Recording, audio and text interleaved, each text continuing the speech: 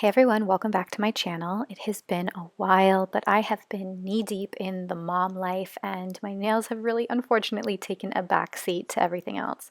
So today I'm actually going to be trying some press-ons because I cannot get my nails to grow without breaking. I'm just a little too busy these days. And this Bare But Better set caught my eye when I was in Target and I just had to have them. I loved how natural these looked and I wanted them to be my nails. So here are my nails currently. I have a pretty bad break on my left thumb. My right thumb already broke, so I had cut it down. The rest of my nails have a decent length on them, but they've all got to go. So I'm just going to go ahead, clip them all down as far as I can go so that they're ready for these press-ons. And then hopefully we can get into a good growth routine for the fall and winter. It's only been a few months, but it really feels like way too long since my natural nails have been a good length. Once they're all clipped, I'm just going to take my crystal file from London Town. This is one of my favorite crystal files. It works so well. This one and the OPI one, if you're in the market, are my top two. I'm going to just gently smooth out the free edge so that they're not jaggedy and they're ready for the press-ons. All right, I'm really happy with the length and the filing, so now I'm going to open up my package of Kiss Bare But Better nails. Now, these are the short length. I didn't want anything too long. I still wanted to be able to do my day-to-day tasks. This kit does come with glue. It also comes with 28 nails, so you can find your perfect size. There's also a file and a little orange stick, so you can prep your nails before applying them. Right now, I'm just going to take all of the nails out of the package and start trying to find the best fit for each of my nails. So they are numbered on the back, which will help identify the best sizes. I like to put the nail onto my finger. I don't want it to be too wide so that it overlaps onto the skin, but I also don't want it to be not wide enough so that you can see the nail beneath the press-on either side. So you really want to make sure that it fits pretty perfectly sidewall to sidewall.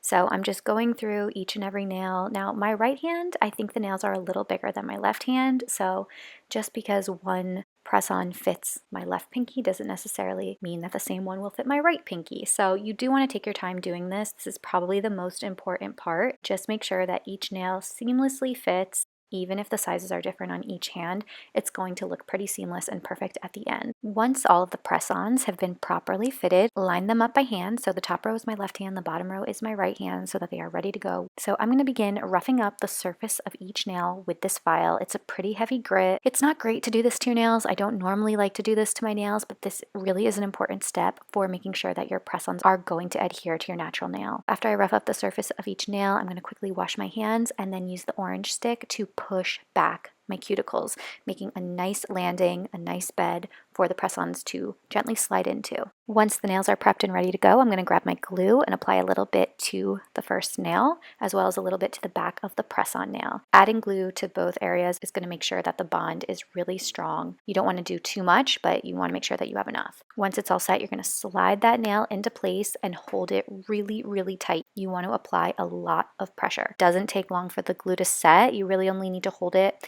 The instructions say for 5 seconds, but I would say a good 20 seconds just to ensure that it is completely bonded, and you will feel if there are air pockets. Unfortunately, with these nails, since they are pretty sheer, any air pockets are going to be pretty visible, so I tried my very best to apply as best that I could so that there were no air pockets, there were no bubbles, and overall I did a pretty good job. Now, I like to start from the pinky and work my way in, so I'm just going from pinky to ring to middle to index finger, and then I'm going to leave my thumb for the end. For me personally, my thumbs are the best tools when I'm doing any kind of manicure, so I always like to leave them for last so that they're available to me if I need them. So we're just going to continue this process, applying glue to the natural nail, applying glue to the press-on nail, and then holding that press-on into place. If a little bit of glue overflows, feel free to use that orange stick to clean up around the edges. Do clean up as you go, because if the glue hardens, that could encourage lifting and just make a bigger mess.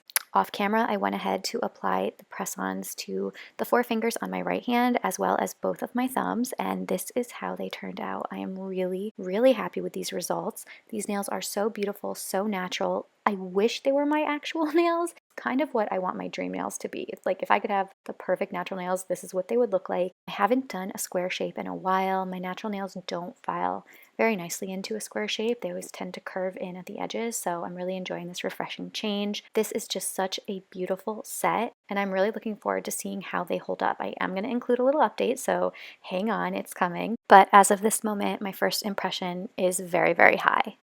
All right, the most anticipated portion of the video is the update. So here are my nails 12 days after applying them. So we're just shy of 2 weeks, and you can tell that there's a little wear and tear on them. The edges have kind of rounded just from daily wear and use, which is interesting. And then around the cuticles at the bottom, you can tell that they're lifting a little bit. Not enough to pull my hair out, not enough for them to be falling off, but I do feel a little bit of that lift. So not, 100% impressed with the wear, but also not completely disappointed.